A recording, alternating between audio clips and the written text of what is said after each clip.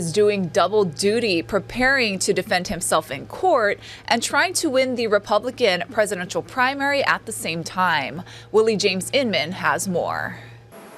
Former President Donald Trump is back on the campaign trail just one day after pleading not guilty during the arraignment on charges he tried to overturn the 2020 election. When you look at what's happening, this is a persecution of a political opponent. This was never supposed to happen in America. Trump says the charges against him are meant to distract him from campaigning. He posted on social media Friday, resources that would have gone into ads and rallies will now have to be spent fighting these radical left thugs in numerous courts throughout the country.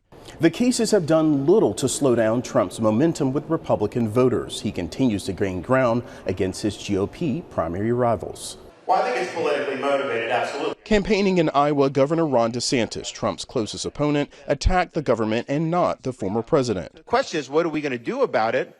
We need to end the weaponization. We're going to hold DOJ, FBI, IRS, all these agencies accountable. 76% of likely Republican voters in a recent CBS News poll say the indictments are politically motivated. Trump posted this week, "I need one more indictment to ensure my election." Willie James Inman, CBS News, Washington.